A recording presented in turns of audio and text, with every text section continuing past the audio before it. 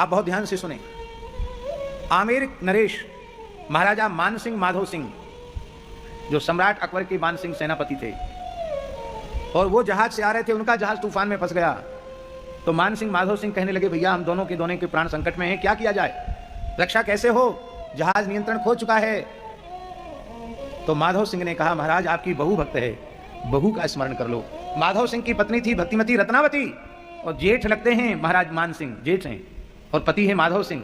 मान सिंह माधव सिंह दोनों ने रत्नावती का स्मरण किया और जहाज तूफान से बाहर हो गया। इसलिए यह भी नहीं है कि गुरु संत आपकी पत्नी भक्त है और आपका विश्वास है कि मेरी पत्नी भक्त है, उस भक्त का स्मरण करने से आपकी विपत्ति का नाश हो जाएगा। क्योंकि भक्त भक्ति भगवंत गुरु चतुर नाम बपू एक। शिष्य ने गुरु जी को पुकारा, और पुकारते ही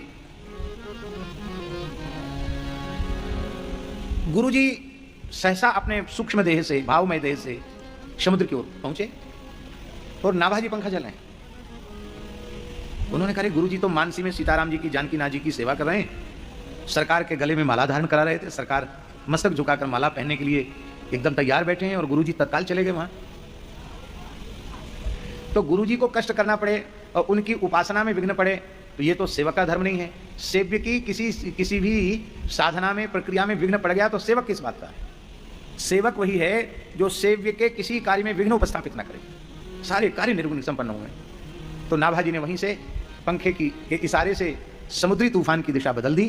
कहाँ है रेवासा, सैकड़ों कोस दूर से समुद्री तूफान की दिशा बदल दी और जहाज किनारे लग गया।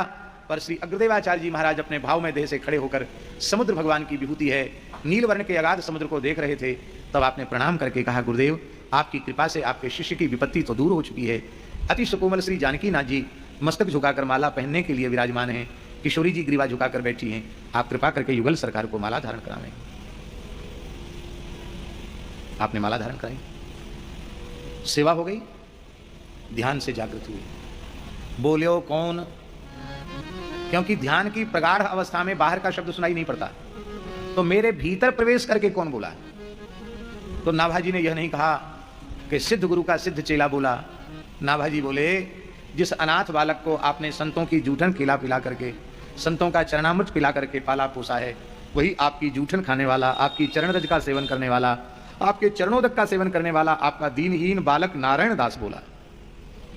ऐसी भाषा होनी चाहिए साधु की। आम शून्य गुरुदेव के नेत्र भराए, कहा, बेटा भई तो पे साधु कृपा, तेरे ऊपर संतों की कृपा हो गई है, तो मेरी आज्ञा है कि संतों की महिमा को प्रकट करने वाले भक्तमाल ग्रंथ की रचना कर।